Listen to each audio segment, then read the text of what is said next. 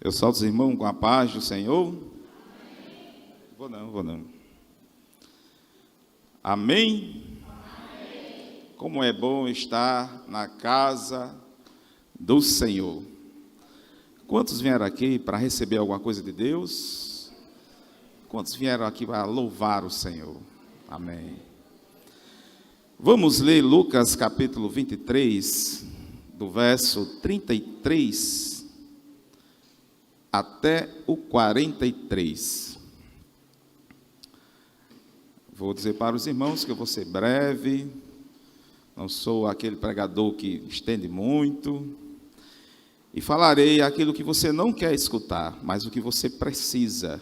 E eu peço a Deus que me lembre de cada palavra que Ele colocou em meu coração. Amém? Lucas capítulo 23, verso 33 em diante, que diz assim: E quando chegaram ao lugar chamado a Caveira, ali o crucificaram, e aos malfeitores um à direita e outro à esquerda. E dizia Jesus: Pai, perdoa-lhes, porque não sabem o que fazem. E repartindo as suas vestes, lançaram sortes, e o povo estava olhando, e também os príncipes zombavam dele, dizendo aos outros: salvou, salva-se a si mesmo, se este é o Cristo, o escolhido de Deus. E também os soldados escarneciam dele, chegando-se a ele e apresentando-lhe vinagre, e dizendo: Se tu és rei dos judeus, salva-te a ti mesmo. E também por si dele estava um título escrito em letras gregas, romanas, hebraicas: Este é o rei dos judeus. E um dos malfeitores que estava pendurados blasfemavam dele, dizendo: Se tu és o Cristo, salva-te a ti mesmo e a nós. Respondendo, porém, o outro repreendia-o, dizendo: Tu nem ainda temes a Deus, estando na mesma condenação? E nós, na verdade, com justiça, porque recebemos o que os nossos feitos mereciam, mas ele nenhum mal fez. E disse a Jesus: Senhor, lembra-te de mim quando entrares no teu reino. E disse-lhe Jesus: Em verdade te digo, hoje estarás comigo no paraíso. Amém? É uma passagem muito conhecida da palavra de Deus, segundo Lucas, que era o médico que escreveu esse evangelho, muito depois que Jesus tinha morrido, ressuscitado, mas ele escreveu esse evangelho naquele tempo, era com a intenção de pregar para os gregos. Que por isso que esse evangelho, que Mateus foi aos judeus, sempre eu digo isso, Marcos foi para os romanos, Lucas para os gregos. E Lucas enfatizou bastante essa passagem. Mas antes de começar nos versículos, eu queria dizer para os amados irmãos que tem situações na vida das pessoas que passam ou passamos, estamos na situação do fundo do poço, de um lugar sem perspectiva de saída, de um buraco que você quer encontrar pelo menos uma luzinha e não encontra quando olha para cima,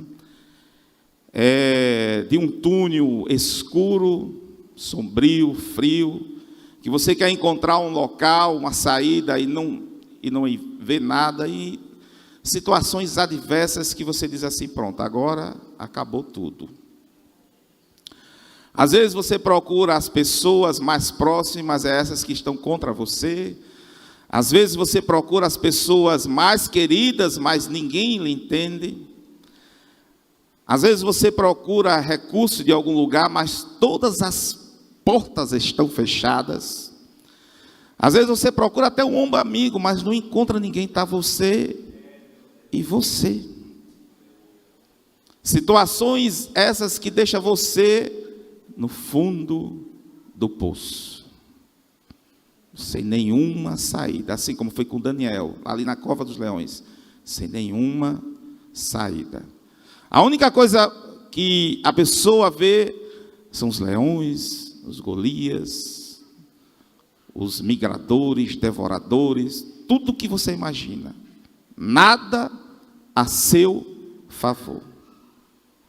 Todo canto que você olha, nada favorece. A única coisa que você tem vontade é, pronto, agora morri. Não tenho para onde correr. Você pede ajuda, fala de uma linguagem que você pensa que todo mundo está entendendo. Ninguém está ali compreendendo, porque é você e você. Vamos fazer essa âncora, depois a gente volta para esse ponto, tá bom?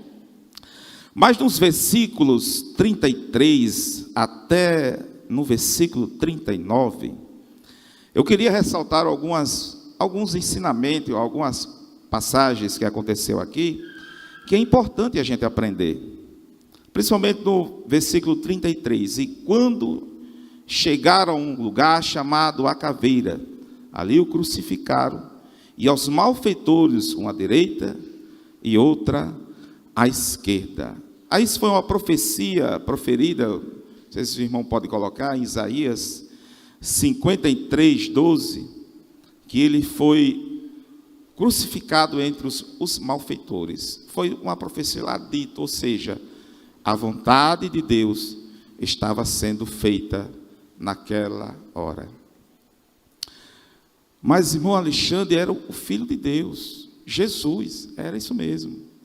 A vontade de Deus é soberana em todas as coisas. Não é só eu e você que a gente vai passar por dificuldade, não. Jesus passou. Paulo disse, horrenda coisa é cair na mão do Deus vivo. Porque a vontade de Deus, ela vai ser cumprida. Uma coisa eu sempre aprendi quando era pequeno, não sei se Zé Maria vai lembrar, morre gente, se muda gente, troca gente, mas a vontade de Deus é feita. Porque a vontade de Deus é soberana. Se você tem que passar pelo deserto, você vai passar. Se você tem que ir até chegar na beira da cova, você vai ter que chegar. Porque a vontade de Deus, ela é soberana. E às vezes a gente nem entendemos, nem compreendemos. Mas a gente, muitas vezes, estamos passando. Quando você lembrar disso, olha, Jesus foi na cruz. O próprio Pai imolou o seu Filho para salvar você do juízo e do inferno. Mas Ele levou o Filho dele lá na cruz. Ele fez a vontade dele, ou seja, a vontade soberana de Deus estava sendo cumprida, que é um dos pilares do cristianismo, a morte de Cristo. No versículo 34, e dizia Jesus, Pai, perdoe-lhe, porque não sabe o que fazem. Eu até anotei aqui essa observação, que me chamou a atenção. Como é que uma pessoa pede perdão por outra, se o perdão ele é pessoal? Eu acredito, até uns teólogos dizem que foi um dos pedidos que Jesus não foi atendido. Foi pedir perdão pela vida de outra pessoa. Porque o perdão tem que partir de você. Você que tem que pedir perdão. Mas uma coisa que me chama a atenção é porque ele pediu ao Pai e intercedeu por nós. Em outras palavras, diz assim, Pai, quando Zé Maria for pedir perdão, perdoa-lhes, porque ele não sabe o que faz. Pai, quando Marlene fizer alguma coisa, perdoa-lhes, porque ele não sabe o que faz. Ele quer dizer isso aqui na sua palavra. Pai, perdoa-lhes, porque ele não sabe o que faz. Qualquer um dos meus filhos, vim para e pedir perdão a ti, perdoa-lhes. Ele nessa hora intercedeu por cada um daqueles e por cada um de nós até os dias de hoje.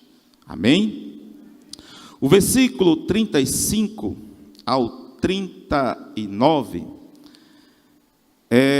ele nos ensina uma coisa muito também importante.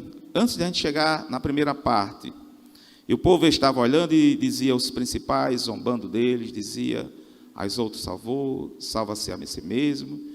E se é Cristo o escolhido de Deus, e também aos soldados, escarneciam dele. E também o ladrão lá do outro lado, dizia: se tu és Cristo, salva-te a ti mesmo e a nós. São pedidos que não foram atendidos. Impressionante que foi pedidos feito diretamente a Jesus. As pessoas estavam vendo Jesus e fizeram pedidos diretamente a Jesus, mas foram atendidos? Nenhum deles. Porque tem certos pedidos, amados, que não faz propósito do propósito de Deus.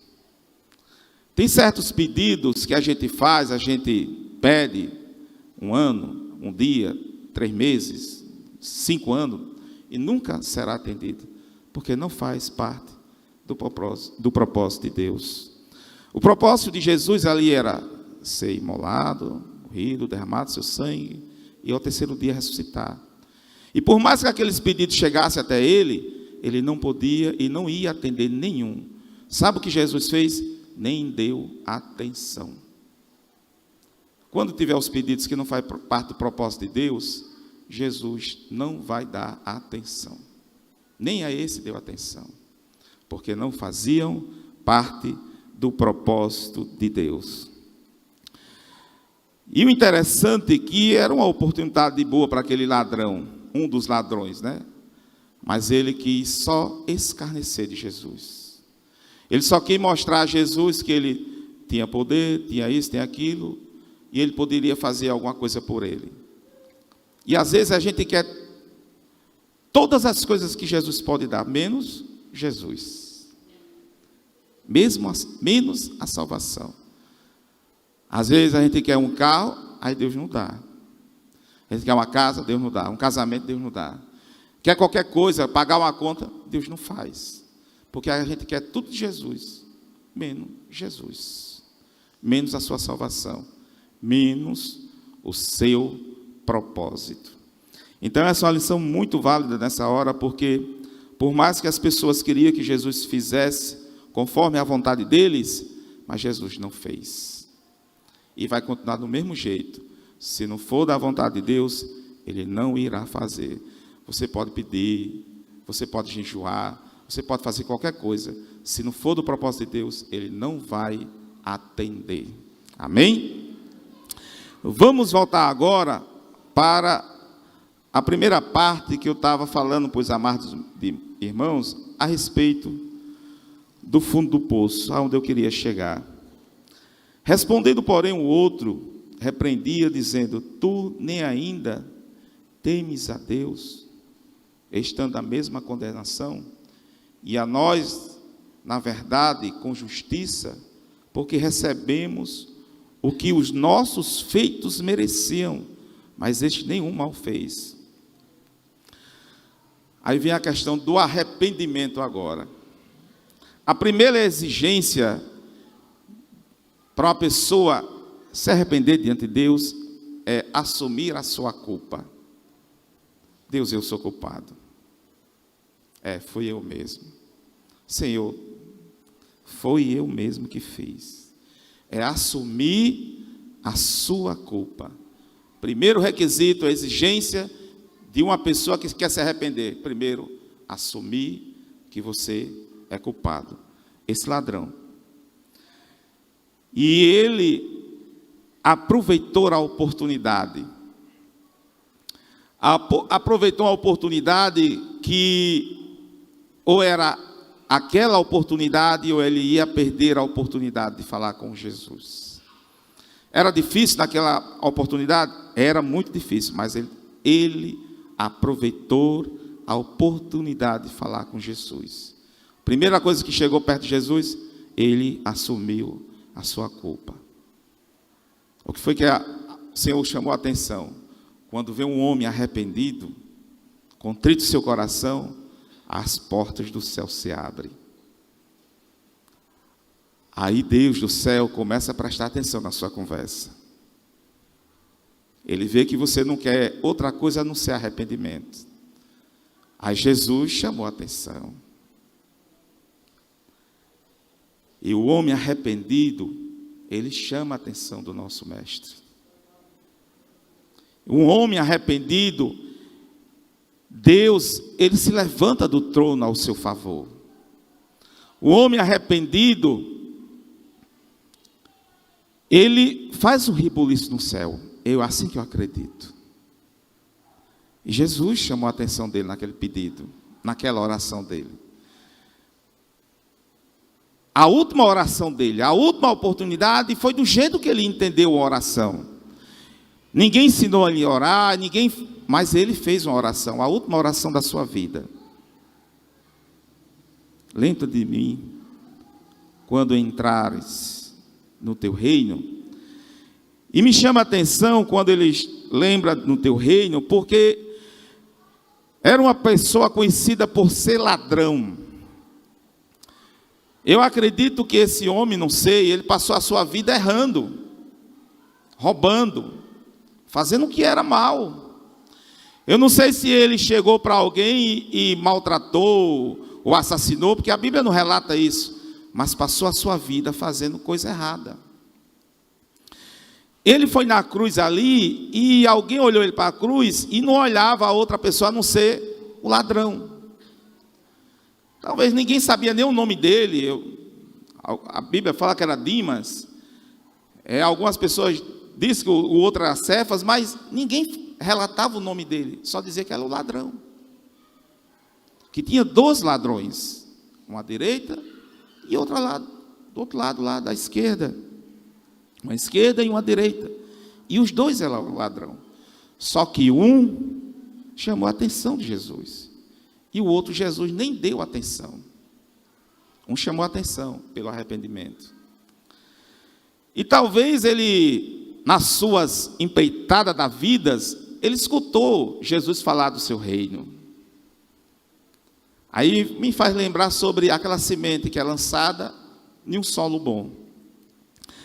Talvez ele, quando ele lembrou do reino de Jesus, e ele fez esse pedido a Jesus, pode ser que ele escutou a parábola do semeador, lá está em Mateus 13. Pode ser que ele escutou a palavra do joio e do trigo, que fala sobre o reino. Pode ser que ele escutou a parábola do grão de mostarda, da parábola do fermento, do tesouro escondido, rede lançada ao mar para pegar a quantidade de peixe, muita quantidade de peixe. No entanto, ele escutou uma pregação de Jesus. Aí tem um alerta para a gente nessa hora. Não deixemos de falar do amor de Deus. Porque às vezes a gente pensa que alguém não está escutando, mas alguém escutou e guardou. E esse ladrão que estava lá, ele escutou sobre o reino. E chamou a atenção. E aquela pregação, não sei como foi que ele escutou, ou alguém falou para ele, mas ficou no coração dele. E uma das coisas que chamou a atenção foi que ele lembrou da pregação. Lembra de mim quando entrares no teu reino. E nessa hora acontece um grande milagre. Um ladrão, uma pessoa que vivia errando, uma pessoa que estava no fundo do poço, uma pessoa que olhou para os 4 lugares e não encontrou saída, uma pessoa que estava ali também na cruz e não tinha como escapar mais para canto nenhum, mas ele foi à procura do Mestre, ele foi à procura de Jesus. E naquela hora ele encontrou a pessoa certa na hora certa. Interessante que as pessoas de longe olhavam um ladrão, mas para Jesus ali do lado, ele era um morador dos céus. As pessoas olhavam para ele e diziam que ele era uma pessoa errada, mas Jesus era o morador dos céus. As pessoas podiam até dizer que ele não tinha mais jeito, não tinha solução, mas Jesus dizia a ele: você é morador do céu. As pessoas não davam mais crédito e diziam que ele estava recebendo o que merecia, porque ele talvez roubou alguém que estava ali perto. Mas o homem arrependido alcança a misericórdia e Jesus faz ele morador do céu. Uma pessoa aflita no fundo do poço, que não tinha para onde correr, e encontra uma saída em quem? Em Cristo. Essa é a saída nossa, até os dias de hoje. Essa é a nossa grande saída. Jesus, quando veio aqui, eu sempre vou dizer isso, ele não veio para Joninha para trazer carro para a gente, irmão Antônio nem casa, nem uma bela família. Ele não veio trazer que você fique com o bucho cheio direto, ou não falte nada na sua casa. Ele veio te salvar. Ele veio dizer a você que você será morador do céu. Você, as pessoas podem ter qualquer título da sua parte, dizer que você não presta, você não tem solução, mas o importante é o que Jesus está dizendo dentro da sua alma, dentro do seu coração. Você é morador do céu. Mas, irmão Alexandre, as pessoas não dão nem crédito naquilo que eu falo. Não te preocupas, continua vivendo, porque tu és morador do céu. Eu fiz uma anotação aqui que eu achei muito interessante, e eu vou aplicar nessa mensagem que eu li de um livro, Joemi Bettin. Ele diz uma coisa muito interessante: fácil é explicar o passado, mais fácil ainda é predizer o futuro, difícil é entender o presente. O que isso significa? A gente sabe o nosso passado como foi, nós sabemos como a gente andou, até nos projetamos para o futuro. Eu disse: não, mas isso pode acontecer bom, porque se eu for por aqui ou por ali, se eu for fazer uma coisa diante de Deus, vai ser bom. Então você pode até predizer o futuro, é mais fácil ainda. Mais difícil é você dizer assim: Jesus, a partir de hoje, eu vou ser uma nova criatura.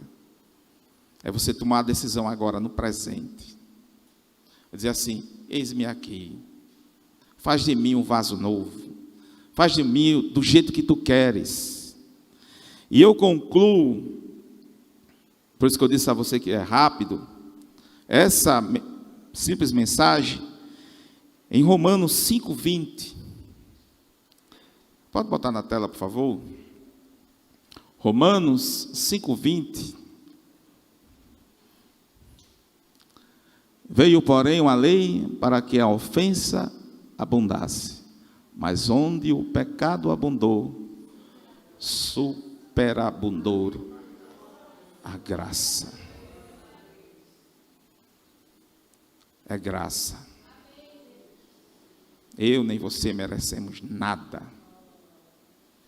Não temos condição de nada, se não for a graça de Cristo. Ele morreu para Ele nos dar essa graça. Se não fosse a graça de Cristo, o que seríamos de nós agora? Às vezes pelos vacilos de algumas mentirinhas, a vacilo de alguns olharinhos, olhadinhas, mas a graça. Por isso que Jesus fez aquele pedido. Quando ele vinha pedir perdão: Pai, perdoa-lhe, porque ele não sabe o que faz. E aprendemos hoje que um coração arrependido chama a atenção de Jesus. Oração mal feita para propósito que não é de Deus, ele não está nem aí. Mas um coração arrependido chama a atenção de Jesus. Amém? E essa mensagem que eu deixo para os amados irmãos, que Deus abençoe a cada um em nome de Jesus.